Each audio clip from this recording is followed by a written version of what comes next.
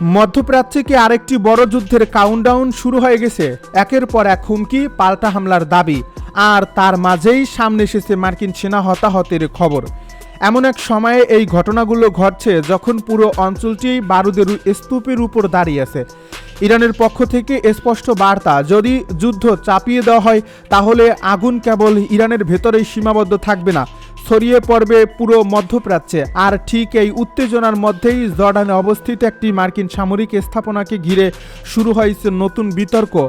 Iran বলছে তারা সফল হামলা চালিয়েছে, অন্যদিকে যুক্তরাষ্ট্র এবং জর্ডানের বক্তব্যে রয়েছে ভিন্ন চিত্র।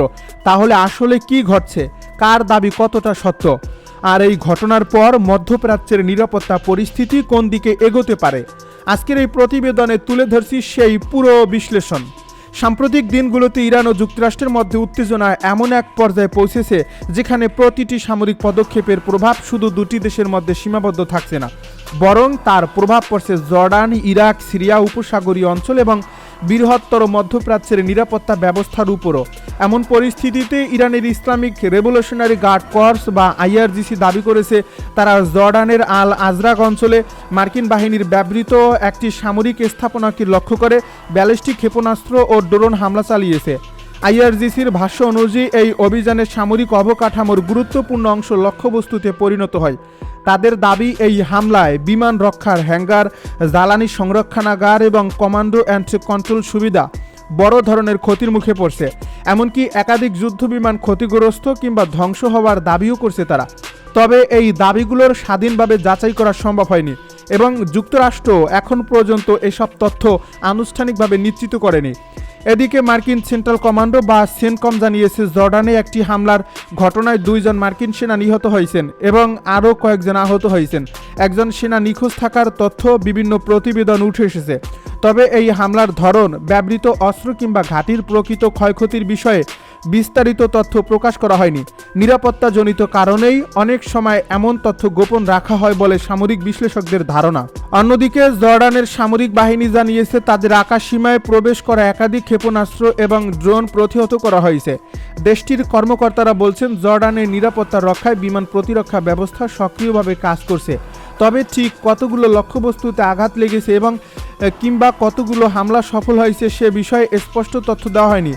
এই পরস্পর বিরোধী দাবির মধ্যেই পরিস্থিতি আরও জটিল হয়ে উঠছে, কারণ যুদ্ধক্ষেত্রে তথ্যই এখন সবচেয়ে বড় অস্ত্র। এক পক্ষ নিজেদের সাফল্য তুলে ধরতে চায়, অন্য পক্ষ ক্ষয়ক্ষতির পরিমাণ সীমিত দেখাতে চেষ্টা করে। এর ফলে নিরপেক্ষভাবে যাচাই না হওয়া পর্যন্ত কোনো দাবিকেই চূড়ান্ত সত্য হিসাবে গ্রহণ করা কঠিন। তবে একটি বিষয় স্পষ্ট, মার্কিন সেনা হতাহতের ঘটনা যুক্তরাষ্ট্রের জন্য অত্যন্ত সংবেদনশীল, কারণ বিদেশে মোতায়েন সেনাদের উপর হামলা ও প্রাণহানির ঘটনা ওয়াশিংটনের সামরিক ও রাজনৈতিক সিদ্ধান্তে বড় ধরনের প্রভাব ফেলতে পারে।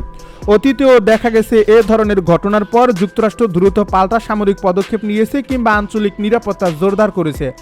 বিশ্লেষকদের মতে, যদি সত্যি এই গুরুত্বপূর্ণ সামরিক অবকাঠামো ক্ষতিগ্রস্ত হয়ে থাকে তাহলে তার প্রভাব শুধুমাত্র আর্থিক নয়, কৌশলগত হবে।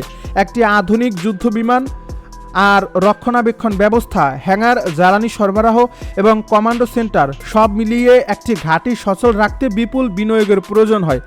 এসব অবকাঠামো ক্ষতিগ্রস্ত হলে সাময়িকভাবে অপারেশন পরিচালনায় চাপ তৈরি হতে পারে।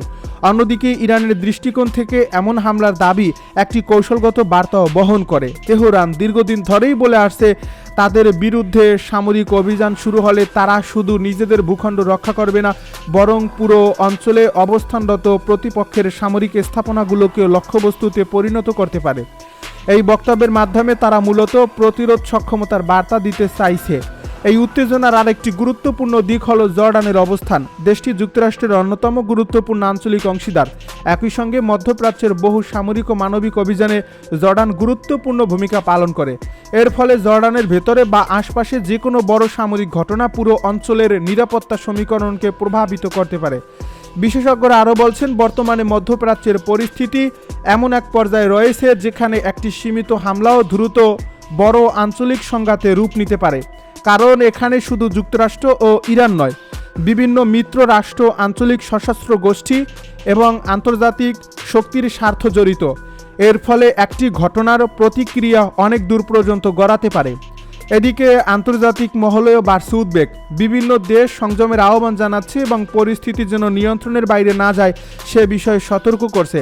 কারণ মধ্যপ্রাচ্যে নতুন করে বড় যুদ্ধ শুরু হলে শুধু সামরিক ক্ষেত্রেই নয়, বৈশ্বিক জ্বালানি বাজার, বাণিজ্য, সমুদ্র পথ এবং আন্তর্জাতিক অর্থনীতিতেও তার বড় ধরনের প্রভাব পড়তে পারে। তেহরান বলছে, মার্কিন গোয়েন্দা সংস্থার বিভ্রান্তিকর তথ্যের কারণে ট্যাঙ্কার দুটি এমন একটি এলাকায় প্রবেশ করেছিল যেখানে আগে থেকেই বিস্ফোরক মাইন থাকার আশঙ্কা ছিল। ইরানের অভিযোগ অনুযায়ী তাদের সতর্কবার্তা উপেক্ষা করা হয়েছিল এবং শেষ পর্যন্ত সেই সিদ্ধান্তই ভয়াবহ বিস্ফোরণের কারণ হয়ে দাঁড়ায়। তবে এই দাবির পক্ষে এখন পর্যন্ত কোনো নিরপেক্ষ আন্তর্জাতিক তদন্তের ফলাফল প্রকাশিত হয়নি। এর ফলে এই অভিযোগটি স্বাধীনভাবে নিশ্চিত করা সম্ভব হয়নি। ইরানের নৌবাহিনীর কর্মকর্তারাও দাবি করেছেন, সংশ্লিষ্ট জাহাজগুলোকে একাধিকবার বিপজ্জনক এলাকা এড়িয়ে চলার নির্দেশ দেওয়া হয়েছিল। তাদের ভাষ্যমতে সতর্ক সংকেত অমান্য করে ট্যাঙ্কার দুটি নির্ধারিত ঝুঁকিপূর্ণ অঞ্চলে প্রবেশ করায় বিস্ফোরণের ঘটনা ঘটে। তবে অন্য কোনো আন্তর্জাতিক সংস্থা বা সংশ্লিষ্ট জাহাজ পরিচালনাকারী প্রতিষ্ঠানের পক্ষ থেকে এই বক্তব্যের সমর্থনে আনুষ্ঠানিক মন্তব্য এখনও প্রকাশ করা হয়নি। এ বিস্ফোরণের পর সমুদ্রে বিপুল পরিমাণ তেল ছড়িয়ে পড়ছে বলে বিভিন্ন প্রতিবেদনে উল্লেখ করা হয়েছে। পরিবেশগত ক্ষতির পাশাপাশি এই ঘটনা আন্তর্জাতিক জ্বালানি সরবরাহ ব্যবস্থা নিয়ে নতুন করে উদ্বেগ তৈরি হয়েছে।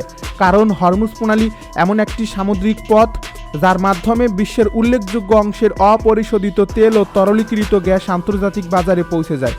এই পথের নিরাপত্তা বিঘ্নিত হলে তার প্রভাব কেবল মধ্যপ্রাচ্যে সীমাবদ্ধ থাকে না, এশিয়া, ইউরোপ এবং বিশ্বের অন্যান্য অঞ্চলেও জ্বালানির মূল্য ও সরবরাহে চাপ সৃষ্টি হতে পারে।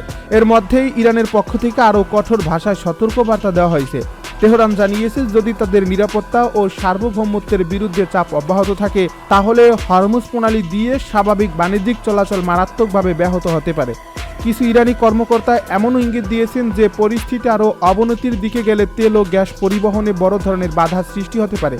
তবে বাস্তবে এমন সিদ্ধান্ত কার্যকর হবে কিনা তা এখনও অনিশ্চিত। আন্তর্জাতিক বিশ্লেষকদের মতে হরমুজ প্রণালীকে ঘিরে প্রতিটি উত্তেজনায় বিশ্ববাজারে দ্রুত প্রতিক্রিয়া তৈরি করে। কারণ এই সংকীর্ণ জলপথ দিয়ে প্রতিদিন বিপুল পরিমাণ জ্বালানি পরিবহন হয়।